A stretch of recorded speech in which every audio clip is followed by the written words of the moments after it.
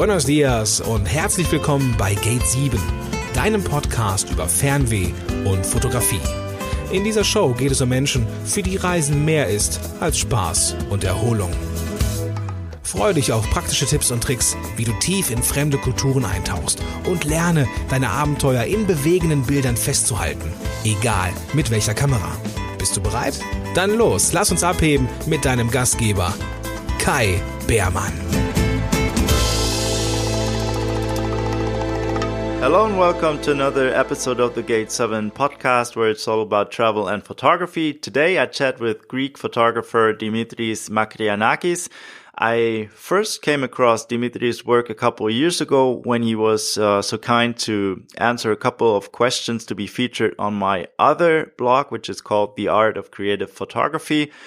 And now we decided to do this follow-up, and it was a real pleasure to talk with him via Skype. The audio quality is not that great. We had some problems with the connections. I hope it's not too bad, and you can still enjoy the content of this conversation, which I find very interesting. I think it's a very insightful conversation. Dimitris has a lot of interesting things to say about photography. So without further ado, let's dive right into this interview with Dimitris Makrygiannakis. Hello, Dimitris. Welcome to the show. Hello, Kai. Nice to be here. Thanks for inviting me. Yeah, Dimitris, it's already the second time that you take time for one of my photography projects. The first time I interviewed you for my blog, The Art of Creative Photography. It was back in 2013, I think. And back then it was a written interview, and now we have the chance to talk, which is also kind of nice. Yes, definitely. And to talk and have a podcast, and it's the first time I'm doing a podcast, just volume and audio, so it's interesting. Yeah, let's do this. Nice, great, a premiere. For me, this podcast in English is also quite new. It's the second interview I do in English, so yeah, let's have some fun talking about photography. Yeah, definitely. Well, to start with, Dimitris, can you please introduce yourself? Who are you? And how did you get started in photography? I'm Greek. I'm originally Greek, and I'm 39 years old, and I have been living in Sweden since 2004, so almost 14 years now. With the main reason I'm here, and my job is I'm a medical doctor. So I came here for work, and what happened here is that there is more time for someone, more free time, and especially in my occupation. So I had the chance here to start having the time for my hobbies and for my interests, and photography was always in my mind, but it was here I started in 2010. And how I started, I think it was it's not always one thing. Of course, it was my interest from before, but I didn't know exactly what artistic photography was about. Right. And then in 2009 in December, exactly 8 years ago, I broke my leg. And I already had some interest in photography, so I started reading some books about, very basic things in photography, like camera settings and how to frame and all this. And when I started walking again, and one thing that happened was that 2 months with a fracture, I needed time to walk properly again. So what happened was that I had the time for the first time in my life to walk slowly, because I was always running. And what happened is, I think my vision started changing. This was the thing. My vision changed. But still, I didn't know about photography. And then, some months later, I joined Flickr in internet. Yes. The photography application, and community or whatever it is. And like there I came in, accidentally I saw some street photographers and their work. And like it started like this, I got so much in love with what I was seeing that I thought that I really want to do something like this. Yeah. And from then a long journey, and long and intense journey starts, let's say. Uh-huh. Yeah. So it was the accident which brought you to, put you in a situation where you really studied photography in books? Yeah, I think I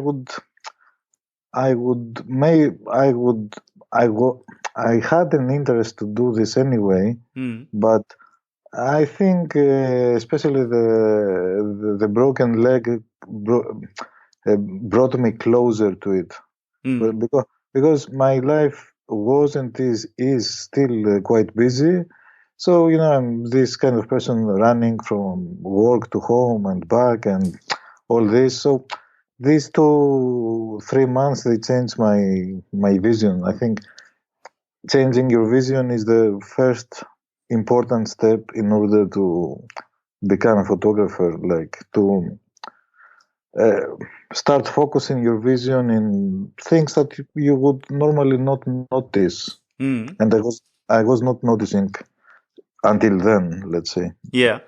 And before that, you didn't shoot street photography. You shot just normal, the touristic photos. I told you I didn't know what artistic photography is, and of course, I didn't know what street photography was either. Yeah. I liked having a camera, and I was using it almost exclusively in my holidays, and like capturing moments of me and my people that I would just hold as memories. This was, of course, now the photos I make are also my memories, but now it has expanded to memories in an artistic way, let's say, which I totally prefer. Yeah. I find your journey very interesting, how you became a photographer. You started out just as a hobby. Then there was this time in the hospital where you took it more seriously. Then you got out, and then you took off, I think, half a year from your job as a medical doctor and went to India. I went to India, let me think, exactly 2 years after I joined Flickr and I started getting interested in photography. And of course, I was shooting all these 2 years, giving a lot of effort to photography. And these first 2 years was mainly about realizing what good photography is about. This is the thing. Like,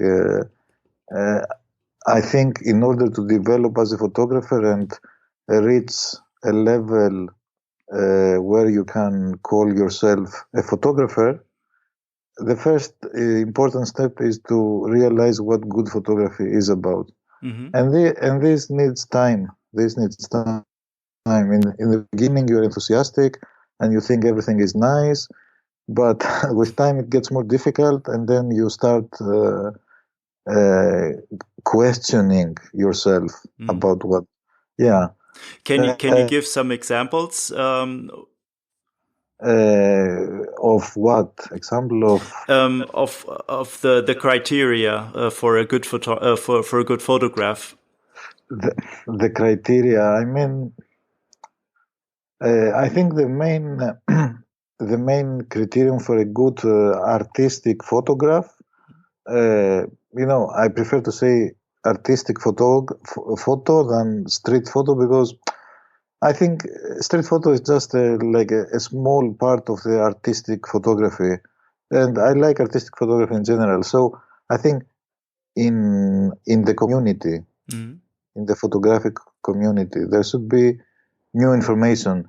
It's not always the case, because sometimes, you see things you have seen before, but in this case, there is always the possibility to make it even better. Then somehow you can also call this new information. Yeah. Yeah. But I think the new information is the most important thing. So, I mean, and then, of course, when you're viewing a photo, in order to say if it is a good photo, you look, of course, other things.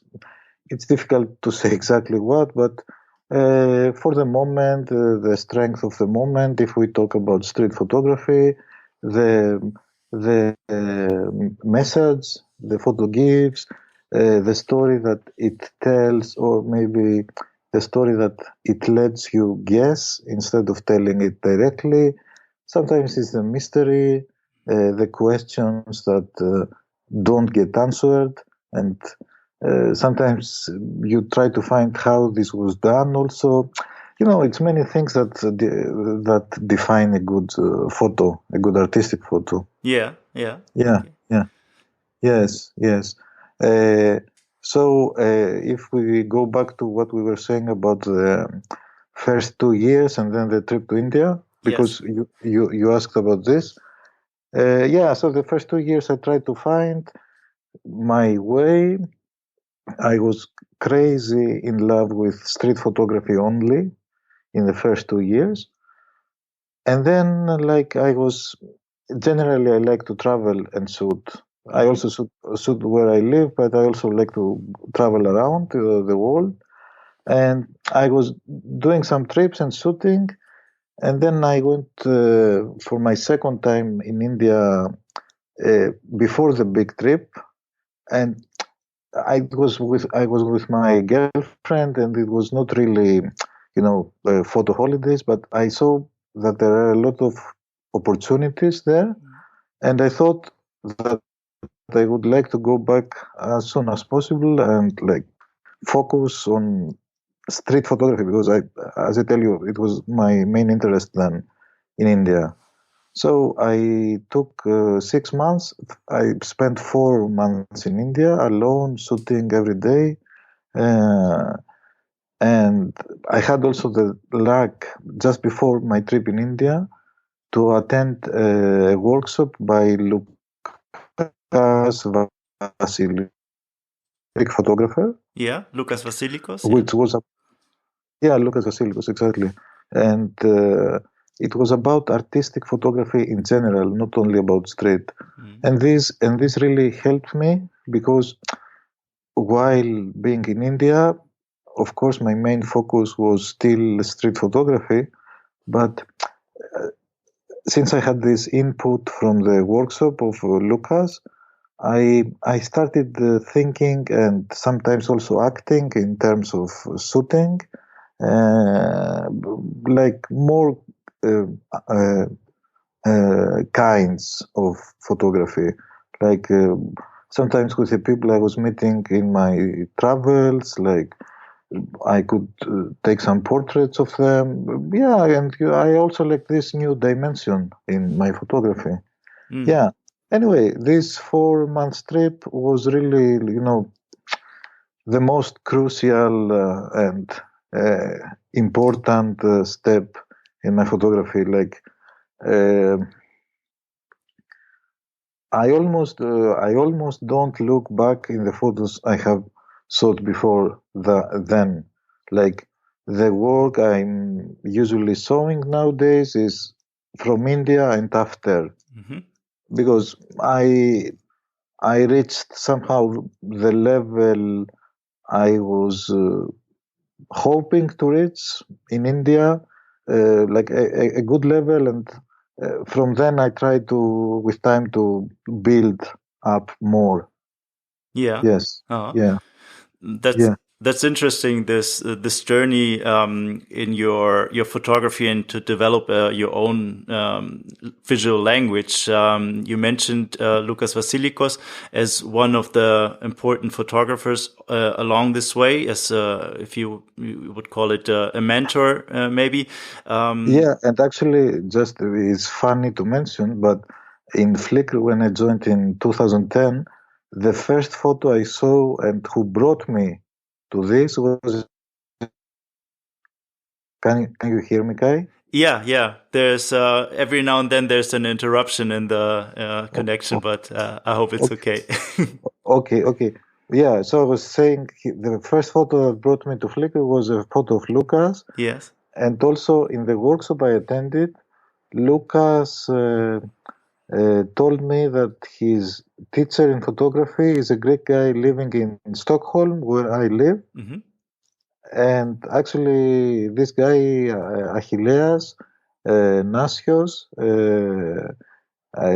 when I came back from India, I met him, and he became also my teacher and mentor in photography. Yeah. And he helped me a lot. So, I mean, many things happened through Lucas, which I'm very thankful for. Yeah. Actually, yeah. In what way do you think mentors are important when you develop as a photographer?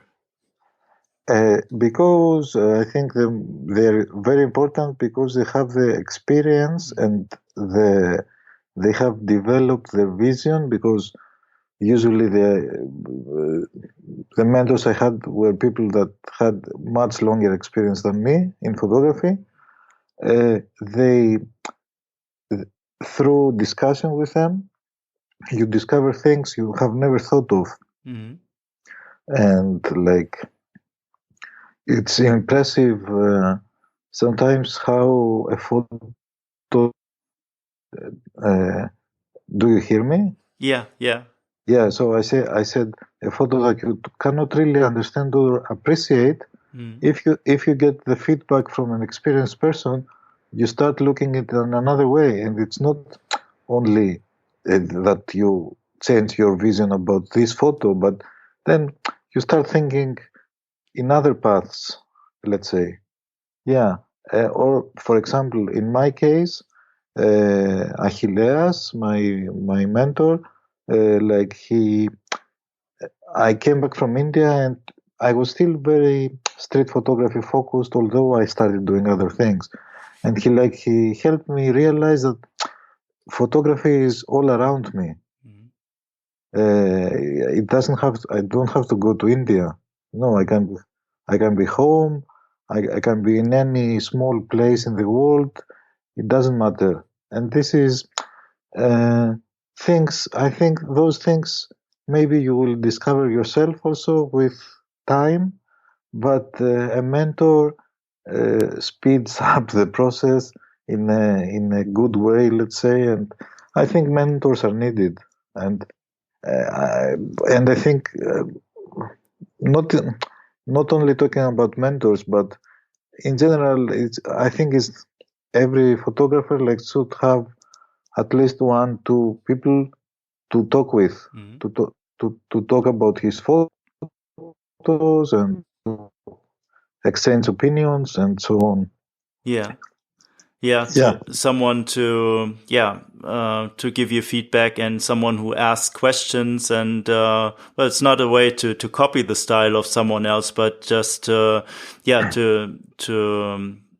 benefit from the experience and to get a Yeah. broader understanding of what photography can be. Yes, exactly, and you don't even need to uh, like with my mentor again. Uh, we talk about photography. It's not like uh, he saw me his work and I try to copy from his work. We talk about my photography. So it's more about me and feedback on my photos and answering my questions, which I think is better because you avoid the comparison with the other photographer. Mm. Yeah, I think it's better this way. Yeah. Uh-huh. Yeah. You mentioned that your trip to India and then coming back to Sweden, it was not always easy to shoot in your own backyard. I think that's something that many photographers experience, that the subjects seem to be abundant somewhere else in foreign countries, but when they are at home, it's a little bit more difficult to find interesting things to shoot. How did you overcome this challenge? I think, and as I said before, it helped me extremely to understand that photos are all around me. Once I understood, and I saw also, because you have to see examples of such works to understand that it's possible to do. So once I understood that there is this possibility, I started looking deeper into things. Like, to give you an example, after my son was born in 2014, I started frequently going to the woods. Like, we have a forest next to where we live. Yeah.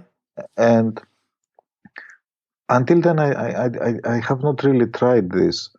But since I was feeling that everything can be a possibility, I started. And it's 3.5 years after I started, and I'm still going to the forest. And sometimes if I have 3 hours to shoot, I spend all my 3 hours in the forest. I don't need to go to the city, let's say. So, yeah, I think to answer your question, I understood the possibilities, and then I tried to focus on other things. You need, of course, it's something different. So you need to practice a little bit in order to find your vision in another setting. Also, it's not from day one, but it's nice, because then when you achieve it, you have one more thing in your brain, let's say, and it's a good mind process. Yeah. Yeah, it's a good example that you mentioned, like going to the woods. Just go to a different place that you normally don't go, just to change things and to find new settings nearby. Yes. And now, for example, I have the possibility, according to my mood, when I go out to shoot. If I don't want to be with so many people and noise, I go to the woods. If I am bored with this, I go to the city. So then you start like doing a little bit variation of things, and it's nice. It's nice. Yeah.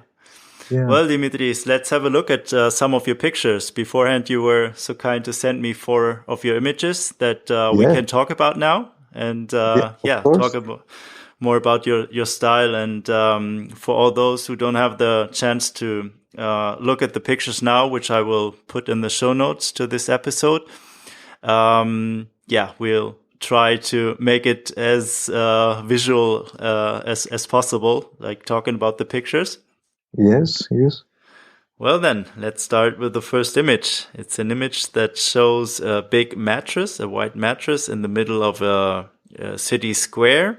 At least it's in an urban surrounding. And on that mattress, there are a couple of people lying down with their clothes off. They are half naked, and they took off, I think it's bathrobes. Yes, exactly. Yeah, white bathrobes they took off, and they piled them up next to a stone, which is in the foreground of this image.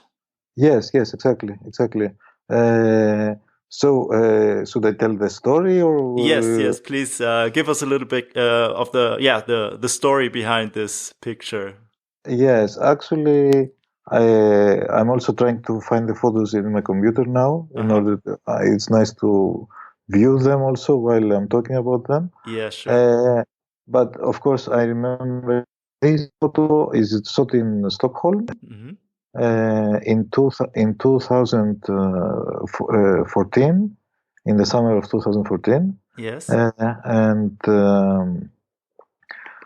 like it was some kind of exhibition. I'm not really sure what it was about. I think there were a usual advertisement about sun lotion or something, but it was really big with a lot of models like lying on there. And actually, the funny thing is it was a very cloudy day in Stockholm. It was no sun at all, but it was interesting. It was something unusual, like people lying there, like sunbathing, Mm.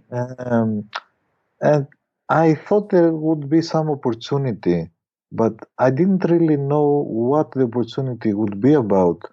But I was not really satisfied with what I was, the photos I was getting.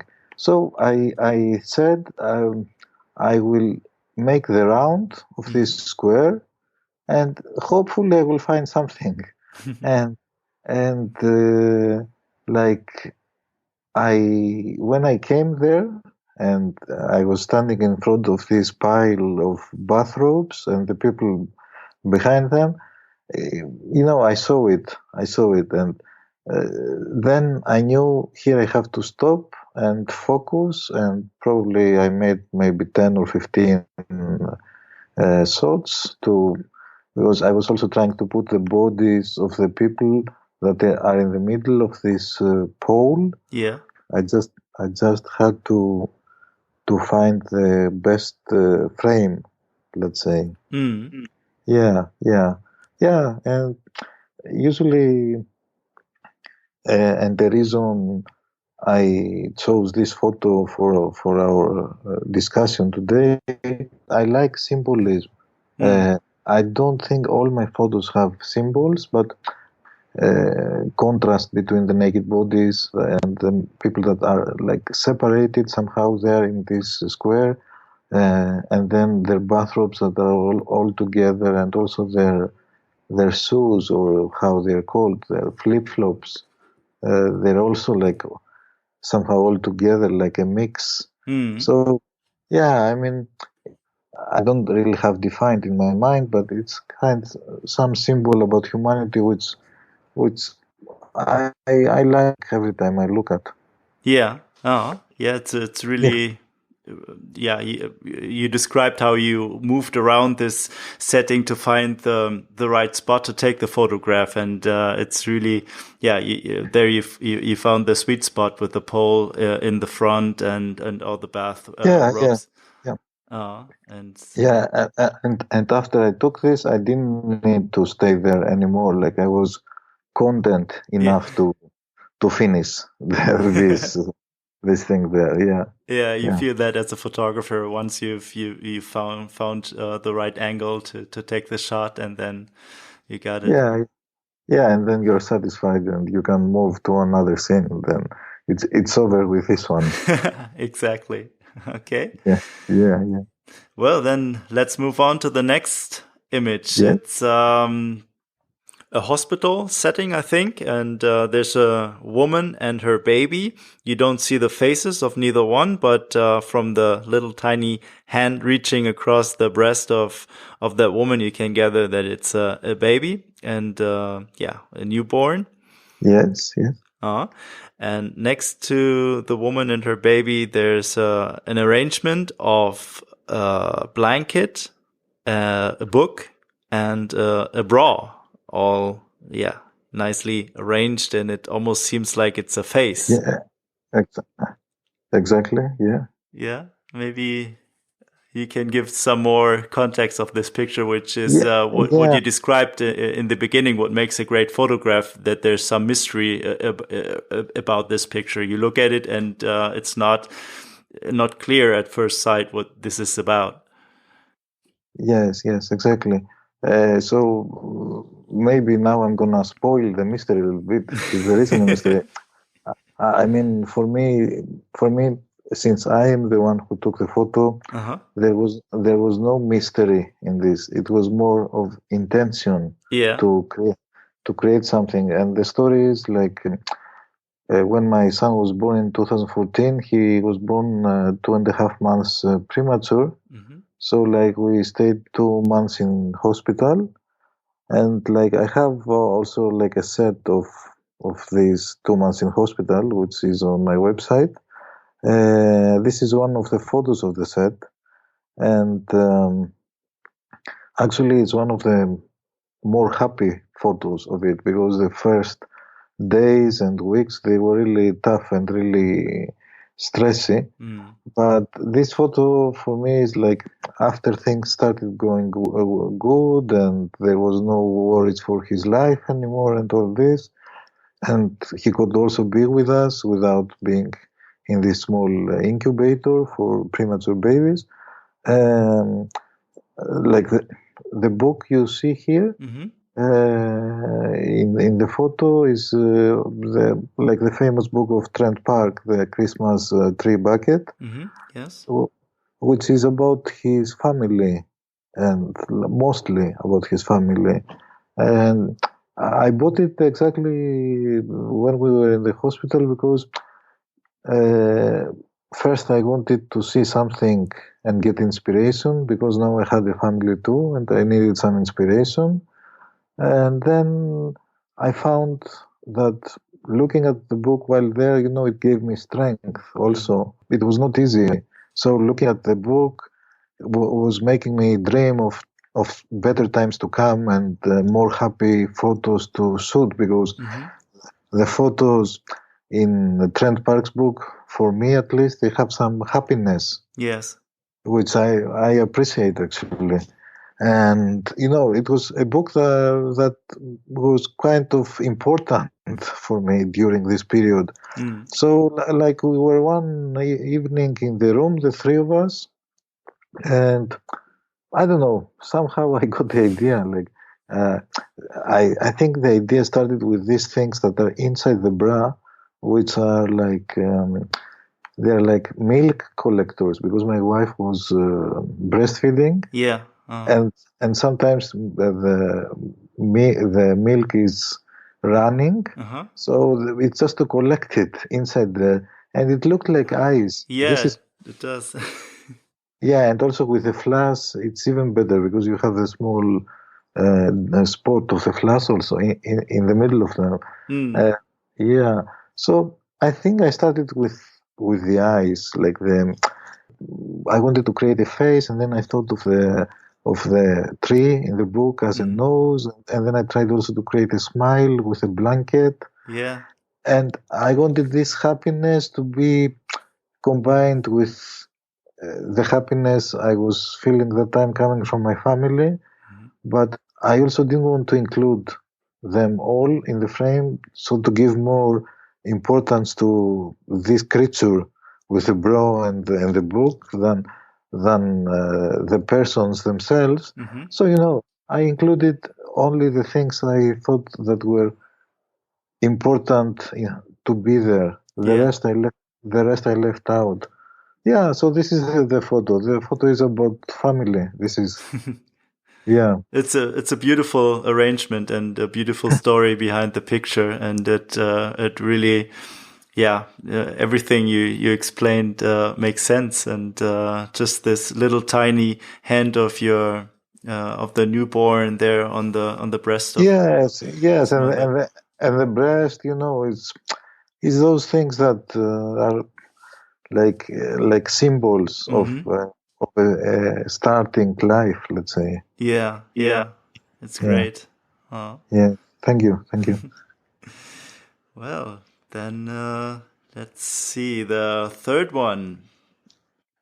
Is the one with the hair in the air? Or? Exactly. Yes. Maybe you can describe it this time. Well, what is to be seen, I think, is quite obvious. It's the hair and the hand,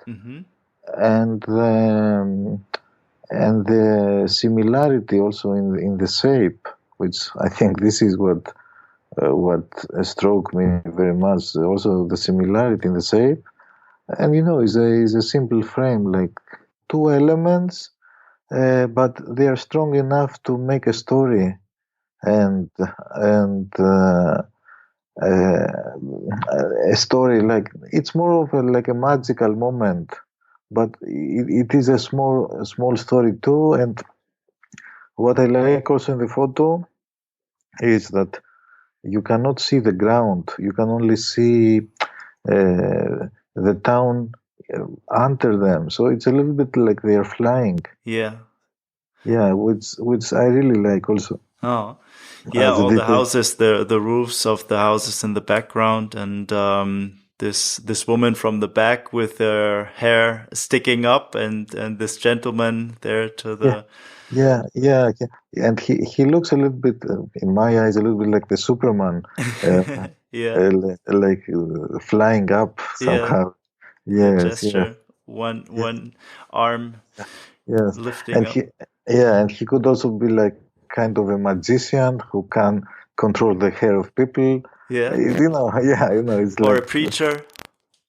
yeah. There are some funny dimensions in this photo, let's say. What I'd like to know about this picture is, what did you see first? Did you see the man, moving his arms in the air, and then this woman with the crazy hair, or how did this come together? This man is a tourist guide for local tourists. This is a quite touristic city in India, mainly with local tourists. It's called Jaisalmer. It's next to Pakistan, and there is a fort like looking over the new city. Yeah. Yeah, so like it's one spot where tourists go, and I think they tell them the story of the city because they stand there quite a long time, and there is one guy usually, Okay. So usually the same guy? not this one, like Mm. many different. Yes.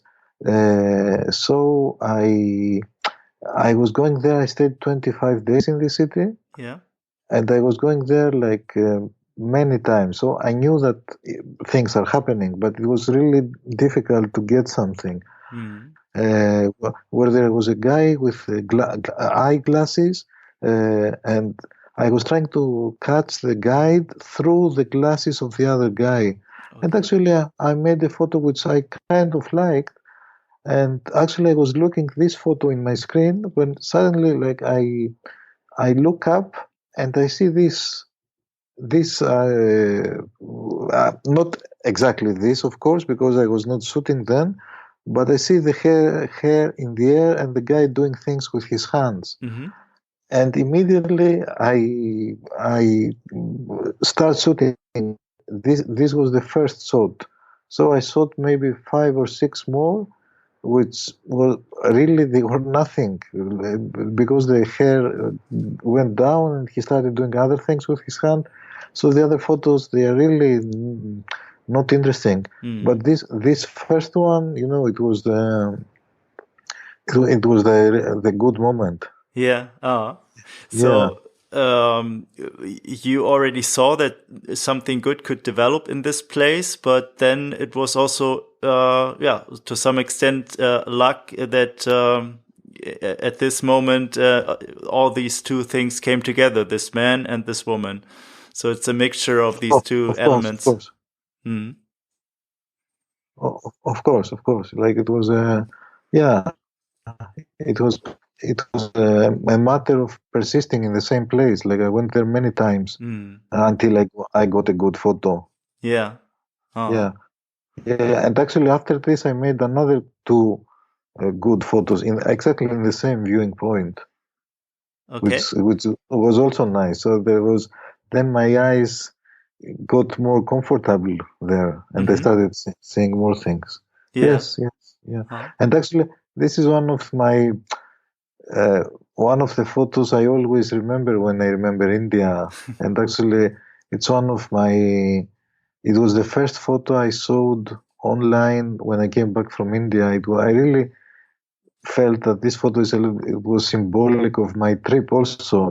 Like photographer and things, they started going up in this trip. So it's quite symbolic for me.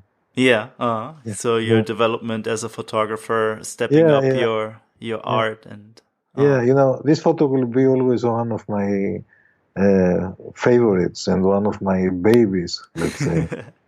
yeah, it's a great Yeah, one. Yeah, thank I you. like it. Well, and the last one, it's also a picture from India, I suppose. It's a man sitting on the banks of a river washing his hair, and in front of him there are three white swans. swimming Yes, by. Oh. exactly. Yes, and this photo is, let's say, another important photo from this trip in India for me, because it's one of the photos that most of the others symbolizes for me India itself. Like, I don't know, it's a little bit like this fairy tale with the swan, the little swan that was, he was like blackish, and I don't know how the fairy tale is called, the ugly swan or the ugly something, Yeah. and trying to, and then there came a metamorphosis somehow, and this kind of metamorphosis is what I see in this photo. Yes. And somehow it talks to me about the India as a nation, like, because India is really a nation that is developing. It has its problems. It's going to develop more. So this is what I see of India, and I like this photo because it reminds me of my vision of India. Yeah. So very personal image. Yes. I hope at least the people that view the photo, they get my point of view. I don't know if they do, but this is my point of view anyway. Yeah, and also from the whole composition, it's very, very nice. Like you have the white swan, and then the white soap on the head of the man washing there. There is a connection because of the whites. Yes. Exactly. Yeah. Yeah, beautiful examples of your work, Dimitris. I really like it. Your style with it's very subtle, and the symbolism you try to incorporate into your images. It's very thoughtful compositions and approach to taking images. Thank you. It's not all my photos that I have. I mean, some of my photos, they're quite straightforward. So I chose some photos where I would be able to talk a little bit more about for this podcast. Not all my photos are like this, of course. Yeah, but for all those who want to see a little bit more of your photography, where can they find some more of your images on the internet? My website, which is ngravity.photography, or like my Flickr and my Instagram with my name, or maybe you can have some links in your podcast. Yeah, sure. I will put everything in the show notes so the listeners have easy access to all your sites. So I'm mostly using Flickr, but I recently joined Instagram also, so I started using this tool too. And my website, I don't really work so much with it, but I would like to do more in the future. Yeah. Yeah. Okay, great. Well, to wrap up this interview, something I'd like to ask you about is, as I said in the beginning, I'd like to refer to some points you mentioned in the interview he gave a couple of years ago. There was one question, what book about photography would you recommend? And you recommended a book by Willem Flusser, Towards a Philosophy of Photography. And in your... Yes. And then you said, to answer why you chose this book, you said, because it made me understand what is the role of a photographer in society. What exactly do you mean by that? Or what do you think is the role of the photographer in today's society? The role of the photographer is, I think, what I also said before for another question, is to bring new information in the photographic community. And like, it's interesting to approach photography philosophically, as as this book does, because it made me realize that what I'm doing is not only it's interesting. It's interesting, you put yourself in a more broader, perspective, Yes. let's say, and it gave me an insight of photography I didn't really think about before, and I have a little bit difficult to exactly explain, but I think it's important for a photographer to get this aspect. When you realize this, it gives you more strength to work as a photographer. I think it's always nicer when you realize that what you do is not only about yourself. It's good to realize that you can give things to the community and to humanity in general with your photos. Then you start taking photography even more seriously, having this in mind. I think. Yeah. Now you talked about what you can contribute as a photographer to the photography community, but on the other hand, what is it that photography means to you personally? What kind of feelings or emotions does it generate when you're out there shooting? Does it have some sort of therapeutic meaning or effect to you? Well, some say that calms them down. It's a sort of a way of meditation or a way to clear their thoughts. Is it any of that for you? Do you mean when I'm shooting? Yes. I think when I'm shooting, two things happen. First, I find calmness and peacefulness.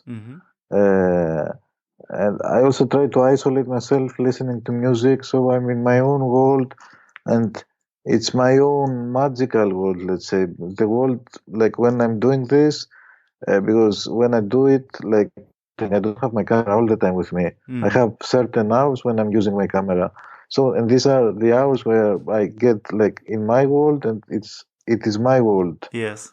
So it's really nice being in your world. Let's say it's good for the soul. It's good for the soul. So you get some understanding of yourself also. It's difficult to describe how, but the kind of photos you decide to make you also more aware of what is inside you. Yes, and this is what I discover in my photo walks, and at the end is, as you say, some kind of meditation or some kind of psychoanalysis. But in a happy mode. Yeah. I find the same, that it has this effect that every picture you take tells a lot about yourself or reflects some part of your personality, because there's always a reason why you take a certain picture. Exactly. Okay. Yeah. Well, Dimitris, it was really fun talking about photography with you. Thank you very much for taking the time for this follow-up interview. Thank you for having me, and it was nice to talk about photography. I really like talking about photography, so it was a nice opportunity. Yes, and hopefully the next time will be in person. If you ever come stop by in Hamburg, please say hello. Yeah. Or if you stop by Stockholm, let me know. We could have a coffee or something. That'd be fun. Well, yeah. I put all the links to your social media profiles and to your website, so all the listeners can check out your work, which is really, really worthwhile having a look at. And all the best for your future projects. Thank you. All the best for you too. Thank you. Bye-bye. Bye. Well, this was the interview with Greek street photographer Dimitris Makrygiannakis. Make sure to follow him on social media, and if you enjoy this podcast, please head over to iTunes and leave me a short review. Thank you very much. Also, thank you very much for listening. And I hope you tune in next time when I bring you more conversations with international photographers to help you to improve your photography and take it to the next level. Thank you very much. Bye-bye.